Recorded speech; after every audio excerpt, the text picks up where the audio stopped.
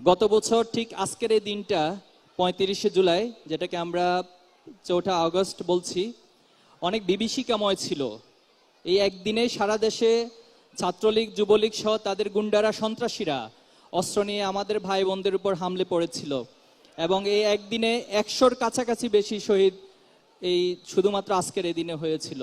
এবং ঠিক বিকালের মুহূর্তটাতে আসিফ মাহমুদ তখন এক দফার ঘোষণা দিয়েছিল। এই এক দফার ঘোষণা কেন্দ্রিক যদি আমরা একটু বলি, এটা হঠাৎ করে হয়নি। সেই দুপুর থেকে অনেক চিন্তা, আলোচনা, পর্যালোচনা করে যতগুলো স্টেকস আছে সবার সাথে অনেক পর্যালোচনা করে আমাদের জন্য এই সিদ্ধান্ত নেওয়া বেশ কঠিন ছিল, কিন্তু একটা পর্যায়ে এসে আমরা আল্লাহ তাআলার উপর ভরসা করে এই সিদ্ধান্তটা নিয়েছিলাম এবং আলহামদুলিল্লাহ এই সিদ্ধান্তের উপরে আল্লাহ তাআলার রহমত ছিল। এবং তার ঠিক একদিন পর, দ্যাট মিনস আগামীকাল, বাংলাদেশ স্বাধীনতার নতুন এক সূর্যোদয় দেখতে পেয়েছিল আলহামদুলিল্লাহ। আমরা কৃতজ্ঞতার সাথে, শ্রদ্ধার সাথে স্মরণ করছি এবং আল্লাহর কাছে দোয়া করছি, যাদের রক্তের বিনিময়ে, যাদের ত্যাগের বিনিময়ে আজকের এই সুন্দর পরিবেশ আমরা পাচ্ছি, নতুন একটি বাংলাদেশ বিনির্মাণের স্বপ্ন আমরা এই প্রজন্ম দেখছি। আমরা সেই সকল শহীদদেরকে শ্রদ্ধা জানাই, কৃতজ্ঞতা জানাই, আল্লাহর কাছে দোয়া করে আল্লাহ যেন সবাইকে শহীদ হিসেবে কবুল করেন। সম্মানিত উপস্থিতি, জুলাই আমাদের জন্য শুধু একটি মাস নয়। জুলাই আমাদের জন্য যেমন কষ্টের, অনেক বেদনার, তেমনি জুলাই সাহসিকতা। জুলাই মানে হচ্ছে ত্যাগ কোরবানি, জুলাই মানে বিজয়েরও মাস। এই জুলাইকে অনেকে অনেকভাবেই ভুলিয়ে দেওয়ার চেষ্টা করছেন, জুলাই স্পিরিটকে হারিয়ে দেওয়ার জন্য চেষ্টা করছেন। সেটা পতিত প্যাসিড যেমন চেষ্টা করছেন, আবার তাদের কিছু দোসররা তারাও বিভিন্নভাবে চেষ্টা করে যাচ্ছেন। আপনারা জানেন যে জুলাই গ্রাফিতি অঙ্কন একটি বড় মাইল ফলক ছিল, কিন্তু আমরা দেখেছি কিছু কালচারাল ফ্যাসিস্ট এই ৫ই আগস্টের পরের বাংলাদেশেও আমাদের সেই গ্রাফিতিগুলো মুছে দেওয়ার আপ্রাণ চেষ্টা চালিয়ে গিয়েছে। আমরা তাদের কাছে হুঁশিয়ারি উচ্চারণ করতে চাই, আপনারা এই কালচারাল ফ্যাসিজমের মধ্য দিয়ে যে হাসিনা তৈরি করেছেন, যদি অদূর ভবিষ্যতে আবারও সেই স্বপ্ন দেখেন, আমরা মনে করবো আপনাদের এই স্বপ্ন আপনাদের জন্য দুঃস্বপ্নে পরিণত করবে এই প্রজন্ম ইনশাআল্লাহ। আমরা আল্লাহ তাআলার উপর আস্থা রাখছি, আমরা বিশ্বাস করছি যে যে সুযোগ আমরা পেয়েছি, এই প্রজন্ম তারা যতটা সচেতন, তারা যত বেশি জুলাইকে ধারণ করে।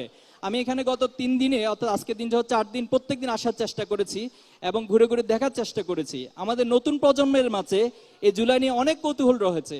তারা এই জুলাইকে জানার জন্য আপ্রাণ চেষ্টা করছে। ছোট ছোট কিশোররা যারা এসেছে, সাথে শিশুরা এসেছে, তারা বাবা মাকে জিজ্ঞেস করছে, বাবা এটা কি, এটা কি হয়েছিল?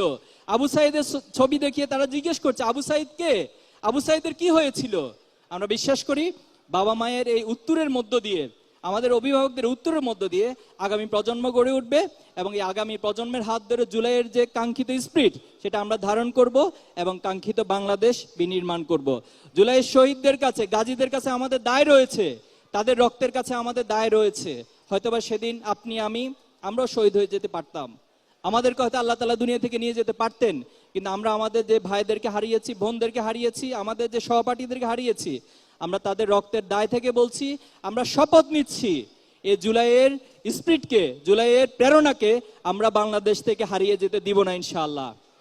বাংলাদেশের যারা রাজনীতিবিদ রয়েছেন, অধিকাংশের ক্ষেত্রে আমরা লক্ষ্য করেছি তারা রাজনীতি মানেই বুঝে শুধুমাত্র মিছিল, মিটিং, সমাবেশ এবং বক্তৃতা, মাইক কাঁপানো কিছু বক্তৃতাকে তারা রাজনীতি মনে করে। কিন্তু সাংস্কৃতিক বিপ্লব যে একটা রাজনৈতিক বিজয়ের স্থায়িত্ব দিতে পারে, এটা আমাদের দেশের অধিকাংশ রাজনীতিবিদরা বুঝতে চায় না।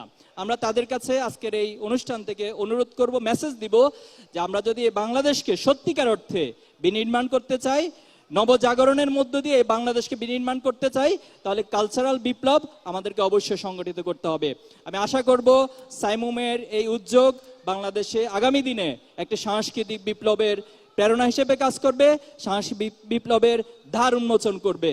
আপনারা আমাদেরকে অতীতে যেভাবে করে ভালোবাসা দিয়েছেন, আমরা আশা করব সামনের দিনেও আপনাদের সহযোগিতা, ভালোবাসা, আপনাদের দোয়া আমাদের সাথে থাকলে সাইমুম আগামী দিনে এই বাংলাদেশে একটি সাংস্কৃতিক বিপ্লব সংগঠিত করবে ইনশাআল্লাহ।